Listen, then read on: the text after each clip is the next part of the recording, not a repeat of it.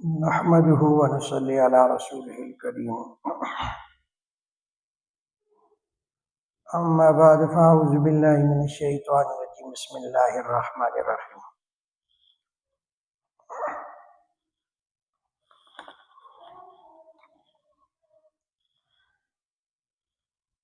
غزوہ خیبر کے موقع پر ایک چرواہ جو بکریوں کو چراتا ہے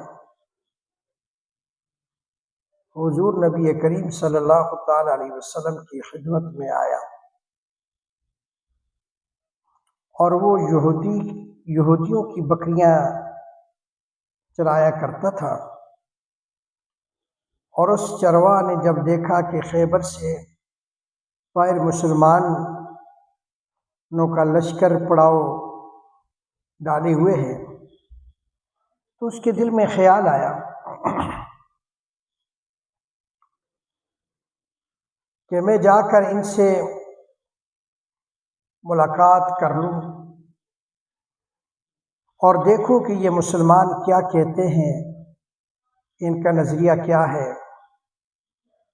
چنانچہ وہ بکریاں چراتا ہوا مسلمانوں کے لشکر میں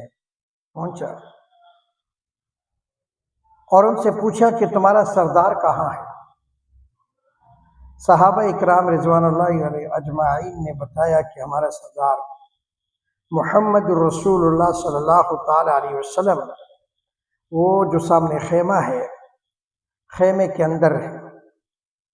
پہلے تو اس چرواہ نے ان باتوں پر یقین نہیں کیا، اس نے سوچا کہ اتنے بڑے سردار ایک معمولی سی خیمے میں کیسے بیٹھ سکتے ہیں۔ اس کے ذہن میں یہ تھا کہ جب آپ اتنے بڑے بادشاہ ہیں تو بہت ہی شان و شوکت کے ساتھ اور ٹھاٹ باٹ کے ساتھ رہتے ہوں گے، لیکن وہاں تو کھجوروں کے پتوں کی چٹائی سے بنا ہوا خیمہ تھا۔ خیر وہ اس خیمے کے اندر آپ علیہ الصلوۃ والسلام سے ملاقات کے لیے داخل ہوا۔ آپ صلی اللہ تعالی علیہ وسلم سے ملاقات کی اور پوچھا کہ آپ کا کیا پیغام ہے، آپ کیا پیغام لے کر آئے ہیں اور کس بات کی دعوت دیتے ہیں۔ حضور نبی کریم صلی اللہ تعالی علیہ وسلم نے اس کے سامنے اسلام اور ایمان کی دعوت رکھی، اسلام اور ایمان کا پیغام دیا، اور اس نے پوچھا کہ اگر میں اسلام کی دعوت قبول کر لوں تو میرا کیا انجام ہوگا اور کیا رتبہ کیا مرتبہ ہوگا۔ حضور علیہ الصلوۃ والسلام نے فرمایا کہ اسلام لانے کے بعد تم ہمارے بھائی بن جاؤ گے اور ہم تمہیں گلے لگا لیں گے۔ اس چرواہ نے کہا کہ آپ مجھ سے مذاق کرتے ہیں، میں کہاں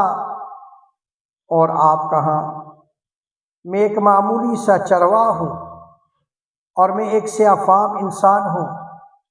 میرے بدن سے بدبو آ رہی ہے، ایسی حالت میں آپ مجھے کیسے گلے لگا لیں گے؟ حضور نبی کریم صلی اللہ تعالی علیہ وسلم نے فرمایا ہم تمہیں ضرور گلے لگا لیں گے اور تمہارے جسم سے سیاہی کو اللہ تعالی تابانی سے بدل دیں گے اور اللہ تمہارے جسم کی اٹھنے والی بدبو کو خوشبو سے تبدیل کر دیں گے۔ یہ باتیں سن کر وہ فوراً مسلمان ہو گیا۔ اشہد ان لا الہ الا اللہ واشہد ان محمدا عبدہ ورسولہ پڑھ لیا۔ پھر حضور علیہ الصلوۃ والسلام سے پوچھا یا رسول اللہ صلی اللہ علیہ وسلم اب میں کیا کروں؟ یعنی میں تو اسلام لا چکا ہوں، ایمان لا چکا ہوں اور ایمان میں نے قبول کر لیا ہے، اب میرے ذمہ کون سا فرض منصبی ہے اور کون سا کام ہے کہ جو میں نبھاؤں اور میں اس کام کو کروں؟ آپ علیہ الصلوۃ والسلام نے فرمایا کہ تم ایسے وقت میں اسلام لائے ہو، نہ تو اس وقت کی نماز کا وقت ہے کہ میں تم سے نماز پڑھاؤں، نہ روزے کا زمانہ ہے کہ میں تم پہ روزے رکھواؤں، نہ زکوٰۃ کا زمانہ فرض ہے، نہ زکوٰۃ تم پر فرض ہے کہ میں تمہیں کہوں کہ نہ زکوٰۃ ادا کرو۔ اس وقت تو صرف ایک ہی عبادت ہے اور جو ہو رہی ہے، اور وہ ہے تلوار کی چھاؤں میں انجام دی جاتی ہے، یعنی کہ تلوار کے سائے کے نیچے انجام دی جاتی ہے۔ یہ وہ ہے جہاد فی سبیل اللہ، اللہ کے راستے میں جہاد۔ اس چرواہ نے کہا یا رسول اللہ صلی اللہ تعالی علیہ وسلم، میں اس جہاد میں شامل ہو جاتا ہوں، لیکن جو سچ جہاد میں شامل ہوتا ہے تو اس کے لیے دو میں سے ایک صورت ہوتی ہے، یا غازی ہوتا ہے یا شہید ہوتا ہے۔ تو اگر میں اس جہاد میں شہید ہو جاؤں تو میرے کوئی ضمانت میرے لیے؟ حضور علیہ الصلوۃ والسلام نے فرمایا کہ میں اس بات کی ضمانت لیتا ہوں اور ضمانت دیتا ہوں کہ تم جہاد میں شہید ہوگے، اللہ تمہیں جنت میں پہنچا دے گا۔ یعنی میں اللہ سے یہ ضمانت لیتا ہوں اور میں تجھے ضمانت دیتا ہوں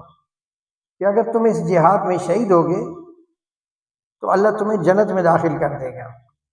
اور تمہارے جسم کی بدبو کو خوشبو سے بدل دے گا، اور تمہارے چہرے کی سیاہی کو سفیدی میں بدل دے گا۔ بکریاں، کیونکہ وہ چرواہ تھا اور یہودیوں کی بکریاں چرانے کے لیے کام پہ ڈیوٹی پہ تھا، تو حضور علیہ الصلوۃ والسلام نے فرمایا کہ تم یہودیوں کی جو بکریاں لے کر آئے ہو ان کو جا کر واپس کرو، اس لیے کہ یہ بکریاں تمہارے پاس امانت ہیں۔ اس سے اندازہ لگائیں کہ جن لوگوں کے ساتھ جنگ ہو رہی ہے اور جن لوگوں کا محاصرہ کیا ہوا ہے اور انہی کا مال غنیمت ہے، لیکن چونکہ وہ چرواہ بکریاں معاہدے کے پر لے کر آیا تھا، اس لیے آپ نے حکم دیا کہ پہلے وہ بکریاں واپس کرو اور پھر واپس کر کے آؤ، پھر آ کر جہاد میں شامل ہو جاؤ۔ چنانچہ اس چرواہ نے جا کر بکریاں واپس کی اور واپس آ کر جہاد میں شامل ہوئے اور شہید ہو گیا۔ جب جنگ ختم ہوئی تو حضور علیہ الصلوۃ والسلام لشکر کا جائزہ لینے کے لیے ایک جگہ پر گئے اور دیکھا تو صحابہ کا مجمع اکٹھا ہے۔ جب آپ قریب تشریف لائے تو ان سے پوچھا کیا بات ہے؟ تو صحابہ اکرام نے عرض کیا کہ جو لوگ جنگ میں شہید ہوئے ان میں سے ایک ایسا آدمی بھی ہے جس کو ہم میں سے کوئی نہیں پہچانتا، اور آپ نے فرمایا کہ مجھے دکھاؤ۔ جب آپ نے دیکھا تو فرمایا تم اس کو نہیں پہچانتے مگر اس شخص کو میں پہچانتا ہوں، یہ چرواہ ہے، اور یہ وہ عجیب و غریب بندہ ہے جس نے اللہ کے راستے میں ایک بھی اللہ کے لیے سجدہ نہیں کیا، اور میں اس بات کی گواہی دیتا ہوں کہ اللہ نے اس کے سیدھا جنت الفردوس میں پہنچا دیا، اور میری آنکھیں دیکھ رہی ہیں ملائکہ اس کو غسل دے رہی ہیں، اور اس کی سیاہی سفیدی میں بدل چکی ہے اور اس کی بدبو خوشبو سے تبدیل ہو چکی ہے۔ یعنی آپ اندازہ لگائیے، دیکھیے اگر کچھ عرصہ پہلے اس چرواہ کو موت آ جاتی تو سیدھا جہنم میں چلا جاتا، اب وہ اس حالت میں موت آئی کہ ایمان بھی لا چکا اور رب تعالی نے شہادت کی موت بھی نصیب کر دی۔ اور پھر تیسرا اعزاز یہ کہ رسول اللہ صلی اللہ علیہ وسلم کا غلام بن کر موت دی، یعنی رسول اللہ صلی اللہ علیہ وسلم کی غلامی کے اندر، رسول اللہ صلی اللہ علیہ وسلم کی معیت کے اندر شہادت کے مرتبے پر اللہ رب العزت نے فائز فرمایا۔ اس لیے فرماتے ہیں کہ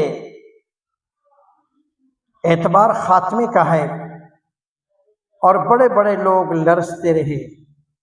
اور یہ دعا کرتے رہے یا اللہ حسن خاتمہ عطا فرمائیے، ایمان پر خاتمہ عطا فرمائیے۔ کس بات پر انسان ناز کرے اور فخر کرے اور اترائے اس لیے کہ کیا معلوم کل کیا ہونے والا ہے، اس لیے فرمایا کسی کو حقیر مت سمجھو، اس لیے ہو سکتا ہے کہ جس کو تم حقیر جان رہے ہو وہ ایمان میں اتنا پختہ ہو اور جذبہ جہاد سے سرشار ہو اور اپنی جان کو جان آفرین جان اللہ کے سپرد کر دے اور اللہ اس کی شہادت قبول کر لے، اور جو اس کو حقیر جاننے والا ہے اللہ اس کو ناکام بنا دے، تو یہ فیصلے خاتمہ موت پر ہوں گے، خاتمے پر ہوں گے۔ اس لیے اپنے اعمال پر کبھی گمنڈ نہ کرنا،